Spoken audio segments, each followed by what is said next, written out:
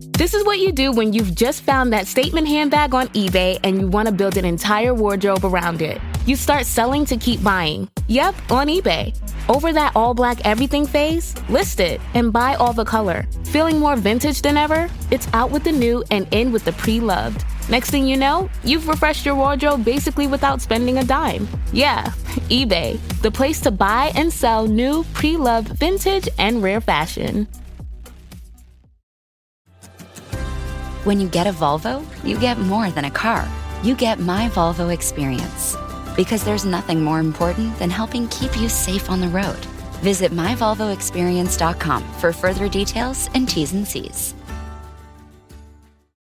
Want to make a podcast? Spotify's got a platform that lets you make one super easily, distribute it everywhere, and even earn money. All in one place for free. It's called Spotify for Podcasters, and here's how it works. Spotify for Podcasters lets you record and edit your podcasts right from your phone or your computer. So no matter what your setup is like, you can start creating today. Then you can distribute your podcast to Spotify and everywhere else podcasts are heard. Video podcasts are also available on Spotify.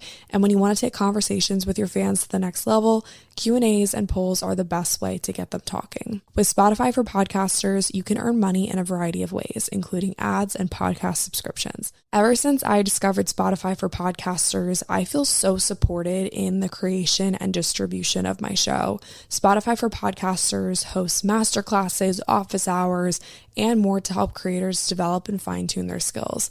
I highly recommend you give it a try. Download the Spotify for Podcasters app or go to spotify.com/podcasters to get started.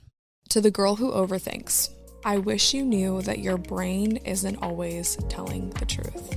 I wish you knew that sometimes lies are disguised as really good ideas. So I think a lot of overthinking is feeling like we're worthy of bad things. I think a lot of overthinking is feeling like we don't deserve to have positive experiences, that we don't deserve to have good friends, that we don't deserve to have a happy life.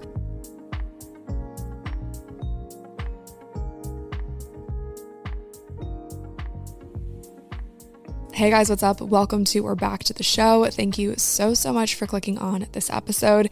If you are new here, what's up? Hey, my name is Lily. I basically just talk about whatever I feel like talking about on the show, whether it's lifestyle, mental health stuff, wellness stuff. I feel like the show is significantly transitioned throughout. I feel like that's true with any business, but like, in my opinion, this podcast has really just stepped into its fullest shape, I think within the past 6 months or so. And I feel like that's just kind of a product of me feeling like I've stepped into my fullest self within the past 6 months or so, at least like fullest up to this point. I don't think that we're ever going to be like our fullest, like best versions of ourselves until we like look back at like a very full life and we're like, wow, like we really did all that. But for me, being able to look back at old episodes or old cover art or old posts and cringe is a big sign of growth.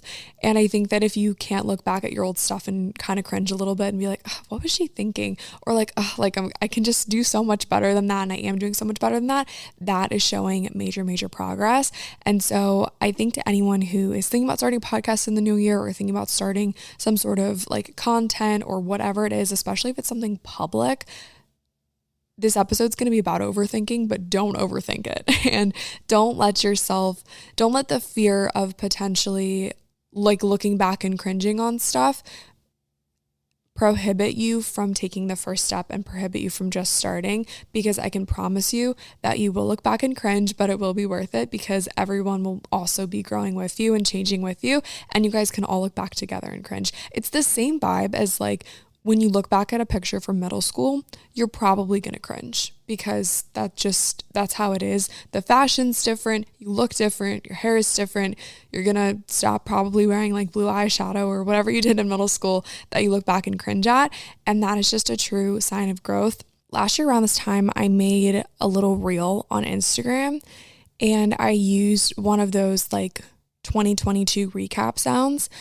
And it was you guys will probably like know the sound when I guess maybe I'll just play it right now. Why not? I'll like really jog your memory by playing this Instagram reel sound real quick. With that, the 2022 season comes to an end. Good night. Okay, so you guys know what I'm talking about. It's like that announcer voice saying, without the 2022 season comes to an end, whatever. That reel that I made a year ago blew up when I made it, okay? It got like 1 million views. It was my first piece of content to ever hit like 1 million views on something. And I was like, whoa, that's literally insane.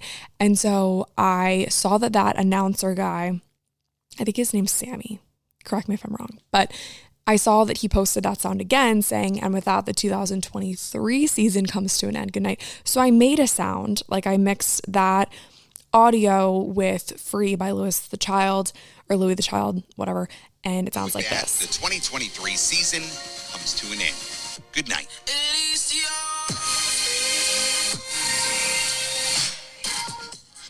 And it just is so like happy and fun. And I placed all kinds of pictures in that reel that really encompassed like the friends that I made this year and the things that I did this year. And comparing that video to last year's video, it's just like a visual representation of how much has changed and how much can change when the people in your life support you and love you and just like make all the difference. And so I made that reel and posted it. And so basically I've got 2 reasons of telling you guys this, but the first one is that sound is out there for you to use. So if you guys want to make like a 2023 recap video, I'll link that video and that sound in the show notes and you guys can make your own 2023 recap videos. And I want to see like all the fun stuff that you guys got up to. But the second thing that I think is important to note is just how much goodness can happen in your life when you make a conscious decision to prioritize your own happiness and to prioritize your own well-being and not being afraid to make bold decisions and take risks and challenge the idea that you're an anxious person and challenge the idea that you're an overthinker and challenge the idea that you're not going to amount to anything because your mind just won't let you. Challenge the idea that your mind is the one thing that's holding you back. This episode is kind of going to be like an open letter to the overthinker, an open letter to the girl who can't stop evaluating every little potential thing that might or might not happen, to the girl who can't stop worrying, to the girl who is letting her anxiety completely take over her life. That is what and who this episode is for today. Before we get into that, I did want to mention 2 things that I have been loving lately. And the first thing would have to be the fact that I am in a phase that I'm calling my we have food at home phase. Okay, I know that it's like a big joke on social media. It's like when your mom says that we have food at home, and then it's a picture of like whatever, I don't know, but like you guys know what I'm talking about. It's a meme. It's kind of a meme. Like we have food at home. I spent probably all summer and the better part of September and like most of October going out to eat. And I think that was just a product of the fact that I was really busy and I just had like maybe my social calendar was a little bit more full than I would have, originally thought it would be. And I ended up really like going to the grocery store and buying like random stuff, but only cooking from home like 2 to 3 times a week, which in my opinion isn't enough for me, at least, because I love to cook and I feel like I kind of lost that a little bit. And so now that it's the fall time, I'm feeling like there's going to be more opportunities to cook from home, more opportunities for like warm, cozy meals, and just in general, more opportunities to just enjoy food in a really healthy way instead of just cooking for like, what's the right word? Like cooking to meal prep, like a year ago I would cook food to meal prep and it would literally just be like the most boring chicken and rice meals. And then I would like take it to work and like warm it up. And like none of that really was fun for me. So I kind of stepped away from the kitchen and stepped away from cooking for a while because it wasn't making me feel good. And then I just kind of like outsourced that part of my life. But I'm really getting back into cooking, and especially when it comes to cooking for people that you love, like it's super fun to invite friends over to have a meal or be like, hey, like I'll cook this time, you cook next time, or whatever it is. And naturally, I've just kind of been gravitating towards more home cooked meals because, like, let's face it, going out to eat all the time is not only really expensive, it doesn't make you feel your best. And so I've just really been trying to prioritize cooking from home, making it all make sense and making it really good and yummy. So something that I've been loving lately has been this really good chicken tortilla soup recipe. I actually posted it on my Instagram back in September, but I'll link it in the show notes for you guys. And I have a really yummy, it was a chuck roast recipe that I made. I'm still kind of working on that one though, because I followed kind of like the skeleton of someone else's recipe, but then I just kind of adapted. That's what I do when I cook. I'm like, this looks decent. And then I added all my own stuff. So I'm kind of working on perfecting that. But the chuck roast was really good. And that was like a nice little crock pot meal. Maybe that's what I'm more into, is like the crock pot meals. I think that they're just like easy and productive. And like now I understand why my mom would make a crock pot meal, because it feeds so many people. It saves really well. It always tastes better the next day. And it just kind of makes sense. Like, let the crock pot do the work, you know? The second thing that I have been loving lately has been the podcast Healthy But Human by my friend Callie. And Callie's one of my really good friends. She's actually been on this podcast a handful of times, and we just have some of the best conversations. And so I've just been loving her content lately, loving her vulnerability, loving her storytelling. And she's just such a light in so many people's lives. So if you guys are looking for a good, positive, healthy wellness podcast that's similar to 80/20, definitely check out Healthy But Human.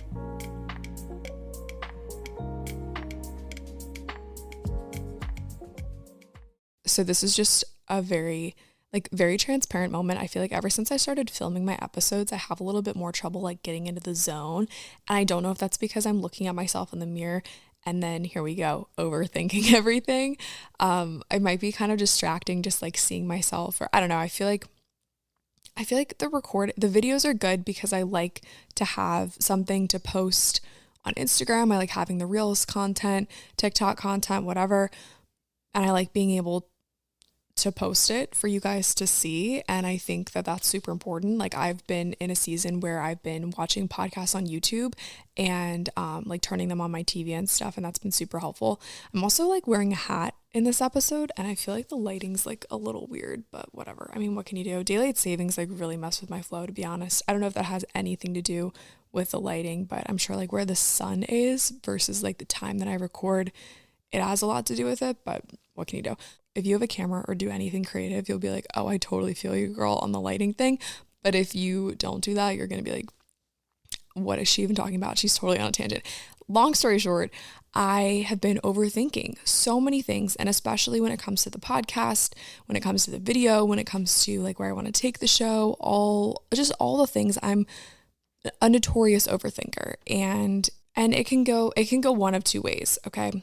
I think that overthinking can completely overtake your life if you let it, but you can also use it to your advantage. I was in an Uber a couple weeks ago with my sister, and from the beginning, it was a really weird experience. Like, the Uber driver, like, you know how when you hop in an Uber and you're like, hey, like, who are you here for? And then they're supposed to be like, oh, I'm here for Lily. The Uber driver was like, well, what's your name? And I was like, well, what's your name? And he was like, well, what's your name? And I was like, well, what's like the name of the person that you're here to pick up? And he wouldn't say like, oh, I'm here for Lily. He just kept saying like, you tell me your name. And I was like, okay, well, I have a name on my phone of like the driver. Are you so-and-so? And he's like, yeah, I'm that person. Like, you know, who else would it be? And then we got into like a little argument about our names. And I was like, bro, like, this is weird. But I was at an airport and it was like midnight and I was like, okay, like I just want to be home. So anyway, sketchy from the start. Lexi and I got in the Uber and he took like the wrong exit. And so right off the bat, Lex and I were like, this is like pretty sketchy at this point. And the whole time he was just kind of like saying like weird stuff. And just the whole experience was really, really weird. But because I'm such an overthinker, and this is just like true anxiety at its finest, I've thought about what to do in like almost every single like harmful potential situation. And maybe that's me being smart. Maybe that's me being like, I guess streets. I don't know if I'm street smart, but like, I don't know. I've overthought every potential bad or good situation that could ever happen to me. So I texted a friend. I was like, okay, so what's like the next best thing that I could do? Didn't want to like involve too many people. So I texted a friend that lives down the street from me. I sent him our current location, and then Lex sent him like the Uber. Like, you know how you can share a ride with someone? So Lex sent him like the ride, and then I sent him our current location, and I was just like, in a sketchy Uber, sending you this, like, and I knew that he'd be up. So I was like, sending you this, please, like, just like keep an eye on us kind of thing. And he was like, he called me in that moment. I'm like, okay. So I like took a second to answer the phone. I'm like, okay, what are some answers to like some potential questions that like I could like keep it low key so like the driver does. You guys know those audios on TikTok? They're like, play this when you're in a sketchy Uber, and it's like, oh, your mom and I are waiting up for you, like that kind of thing. It ended up turning into like kind of one of those conversations. He was like, hey, you good? Said some other stuff. And I was like, yeah. So like, you're going to wait up for us, right? And he was like, yeah, like on the other end, he's like, yeah. And obviously like, he's just in my ear. Like I can't, like he's on speakerphone, but he was like, yeah. No, like I got you. I'm like, okay. I was like, okay, well, I'll see you at home. Love you. Like, I'll see you super soon. We're like 10 minutes out. Can't wait to see you. Like, whatever. It ended up being okay. Like, it was fine. But I think for me, like having thought through what potential like exit strategies would be in those types of situations is very, very beneficial. And overthinking in an intelligent way was helpful in that situation. So I think that that's fine. But it's also kind of sad that like I've thought about all of that, you know, like I was having conversations with Lexi like after that, and we both agreed like that was a very not a good thing. Like we wish that we didn't even get in the Uber to begin with. Like it ended up being fine. Like no one got hurt. Like everything was okay. But from the get-go, both of us had a very like hesitant feel about it. And so I guess A, trust your gut. Like you kind of know when things are right, when things are wrong. And B, like be intelligent and overthink enough to like have exit strategies for things like that. But it's sad that like my anxiety has brought me to that point where like I've thought about all kinds of things like that, you know? And there's so many other situations that I have thought of that would be considered overthinking or would be considered like sad or like dark situations that like I have thought about and like what I would do in those situations. And that's just like kind of how my mind works. And it's kind of sad and kind of scary, but I guess it's like kind of good because I know, at least I think, I don't know what I would do in situations like that. But I'm always in a constant struggle because I'm like, okay, I'm constantly anxious and constantly worried that bad things are going to happen to me. So I have exit strategies, but also I'm constantly worried that bad things are going to happen to me. And that's really not a good thing. That's just anxiety. There's a big difference between being intelligent and being well prepared and being anxious and being worried. And that's kind of where the line gets blurred for me because I'm like, okay, am I supposed to be constantly worried about this stuff? Or can I be prepared and have good situational awareness and not constantly walk around feeling anxious about specific things? So today we're going to talk about the latter, like constantly walking around being anxious, thinking that you're going to get yourself into bad situations, constantly thinking that bad things are going to happen to you, constantly overthinking about what people think of you, how you look, how you feel, all that stuff. We're going to talk about that type of overthinking.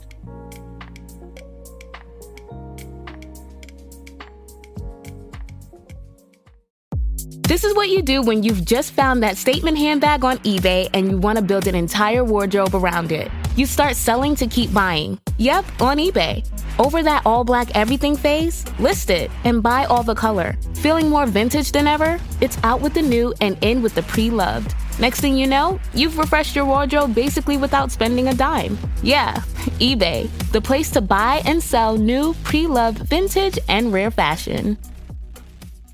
The last thing you want to hear when you need your auto insurance most is, "Thank you for calling. Please listen to your list of 46 possible service options." which is why when you choose USAA Auto Insurance, you'll get great service that is easy and reliable. 24/7 online service for claims, access to roadside assistance, and more, all at the touch of a button. Start getting the service you deserve. Get a quote today. USAA Ability to receive a quote depends on membership eligibility. Membership eligibility and product restrictions apply and are subject to change. USAA means United Services Automobile Association and its affiliate, San Antonio, Texas. To the girl who overthinks, I wish you knew that your brain isn't always telling the truth.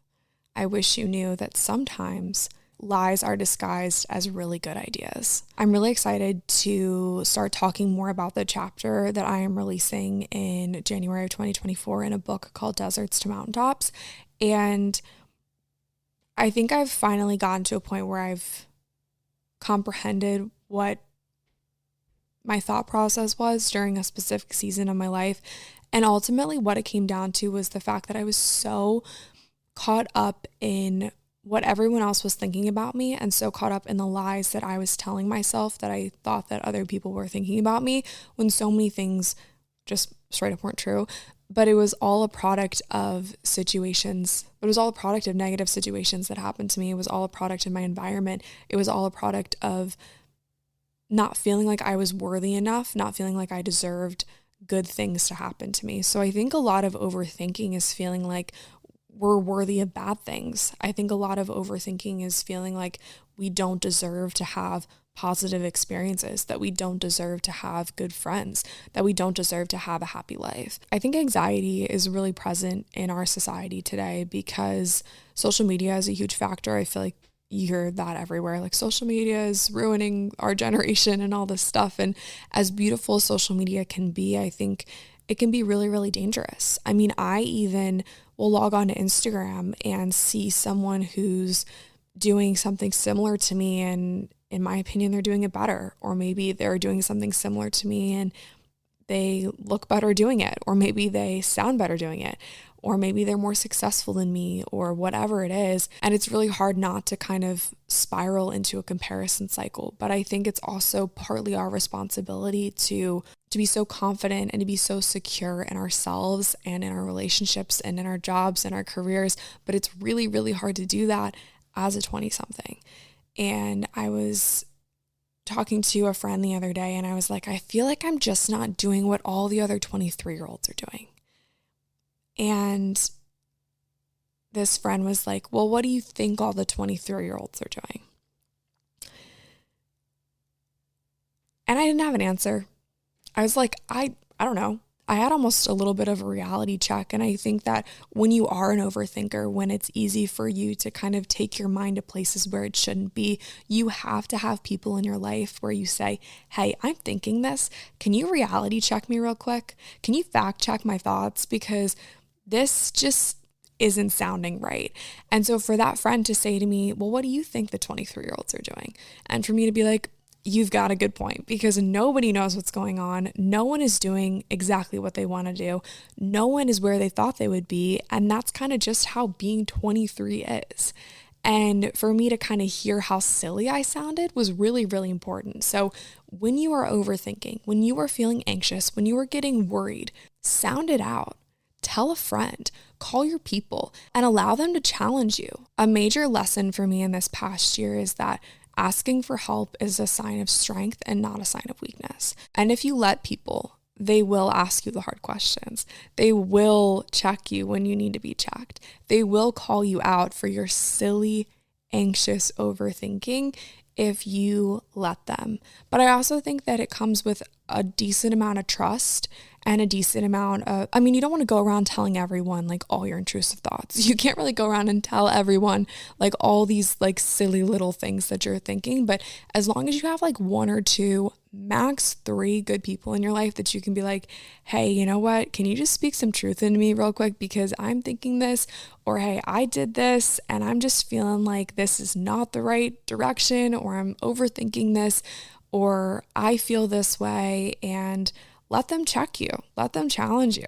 There's a book that I really like. It's called Atlas to the Heart by Brene Brown. And I just pulled it out because she's got so many cool little nuggets of wisdom and inspiration in here. And there's a whole section on anxiety and worrying. And I thought that this was really helpful. What really got me about the worrying research is that those of us with the tendency to worry believe that it's actually helpful for coping when it's not. We believe that it's uncontrollable, which means that we don't try to stop worrying and we try to suppress our worrying thoughts, which actually strengthens and reinforces our worrying. I'm not suggesting that we worry about worry, but it's helpful to recognize that worrying is not a helpful coping mechanism and that we absolutely can learn how to control it. And rather than suppressing worry, we need to dig into it and address the emotion that's driving that type of thinking. I think that really just hits the nail on the head, because I think that strategy is probably the best, is digging into these negative, anxious, worrying type of thoughts and being like, where are these stemming from?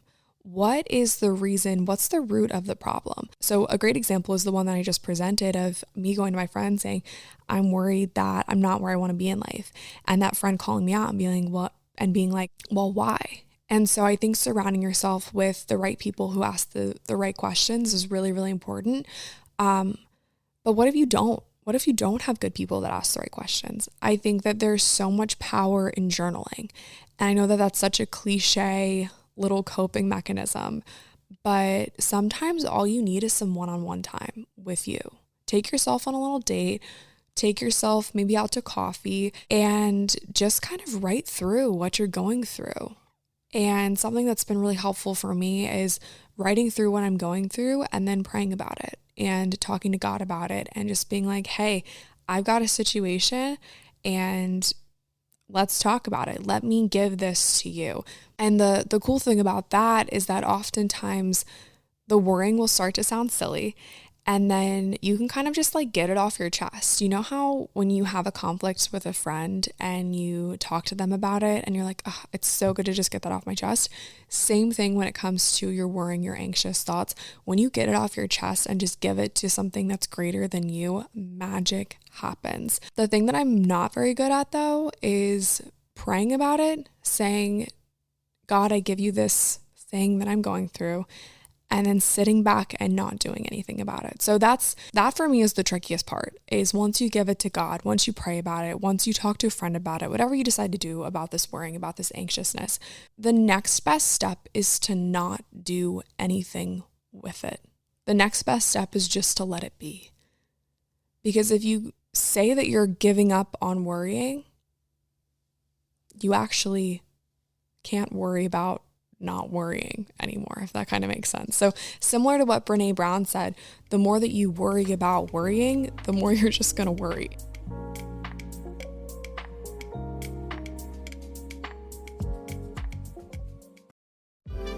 eBay Motors is here for the ride.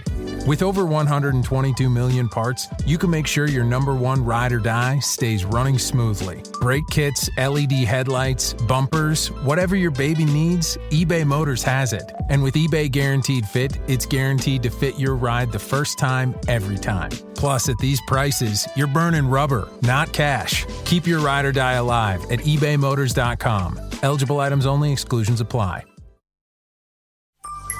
Ah yes, the magnificent Trolley Sour Bright Crawler, also known as Trollicus brightolus. The worm's captivating neon colour makes it an easy gummy prey. Trolley!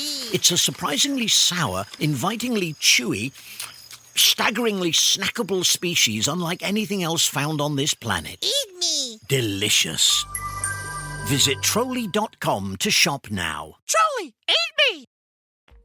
I think too, like a really big topic of worrying for most of us is worrying about our future.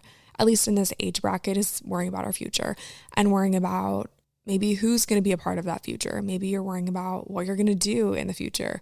Maybe you're worrying about, I don't know, insert future related concern here. And the other night I just had this kind of realization that sometimes ignorance is bliss.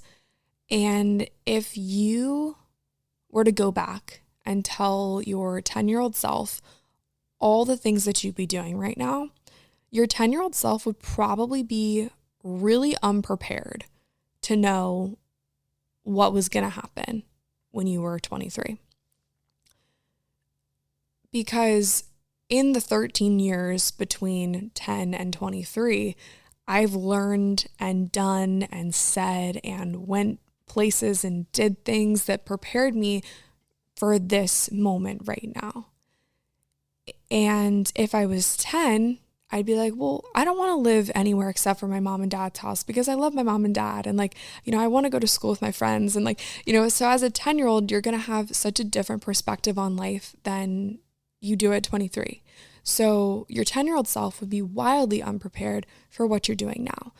Would they think that it's cool? Yeah, probably. But they'd most likely be kind of scared, terrified actually. Like, oh, how did I get there? Why did I do that? What do you mean X, Y, and Z?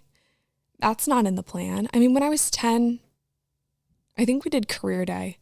And I think my dad was a Marine, and I thought that it was really cool that he was a Marine. And so I think I wanted to be a Marine when I was like 10.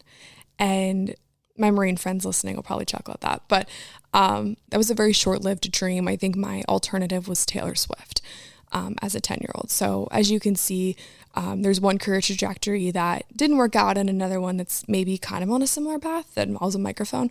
Long story short, though, I think ignorance is bliss when it comes to your future. And so as a 20-something, knowing what you're going to do at 40 might be terrifying.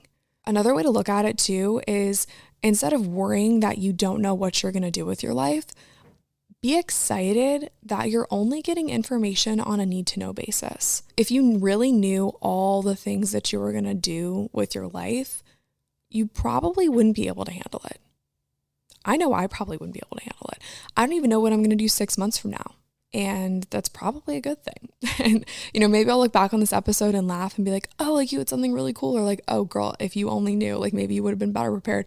But I think too, like if you really knew all the things that were going to happen, if you really knew all the things about your future, there wouldn't be any fun to that. There wouldn't be any element of surprise. And getting information on a need-to-know basis is actually kind of nice because then you can just live in this present moment and take in the here and now and be where your feet are rather than being like 6 months ahead of yourself or a year ahead of yourself or 6 years ahead of yourself. You can just truly be where your feet are and enjoy the fact that currently in this moment, I have a podcast and I upload that podcast 2 times a week, and I have a family that I love, and I have some really good friends that I love, and I have some really cool plans for, the month of January and some really cool plans in March. And so I know that I'm going to go to LA in March, but I don't know what else there is to that. And, so I think that obviously plan your life, make it make sense. Don't be silly or ignore the fact that the future is, yes, important, but you shouldn't worry about it because you are getting all the information on a need-to-know basis, and the puzzle pieces will come together. They always do. I'm going to leave you with a little excerpt from the Atlas to the Heart book that I think is really, really fitting here. I think it's important to understand our fear and understand our worry and understand our anxiety and respect it enough to almost turn it into a friend or turn it into energy that we can pour into something else. I got a really good piece of advice one time that the worry and anxiety and all the things that I feel are kind of just a product of love. And if I can pour that love and that excitement into something with a positive impact, then I have a better chance at managing that fear and anxiety because it's for a greater purpose. So I'm just going to read this to you, and I think that it's kind of a good way to close out the episode. Both our anxiety and our fear need to be understood and respected, perhaps even befriended. We need to pull up a chair to sit with them, understand why they're showing up, and ask ourselves what there is to learn. Dismissing fear and anxiety is not useful to our quest for connection. So I will leave you with that. Thank you guys so much for listening to this episode. I hope that you enjoyed it. I hope that there was like a little nugget of inspiration that you can take with you and out into the world. And I just pray so heavily that each and every one of you finds peace in your anxiousness. And I truly, truly believe that comes with surrounding yourself with people who can speak truth into your life and tell you in a very respectful way that your anxiety is not you. Your anxiety is a product of something that is dark and scary and sad, and you deserve happiness and truth and life. So anyway, that is all I have for you guys today. I love you so, so much. I hope that you have a beautiful rest of your day. If you enjoyed this episode, please be sure to leave a rating, leave a review, send it to a friend who you think needs it, share it on Instagram. I love, love, love seeing your videos and your pictures on Instagram stories of you listening to these episodes. So share it with me on Instagram. You can tag me at Lily Rayco or the podcast Instagram at 8020pod. And I love you guys so much, and I will talk to you next week. Bye.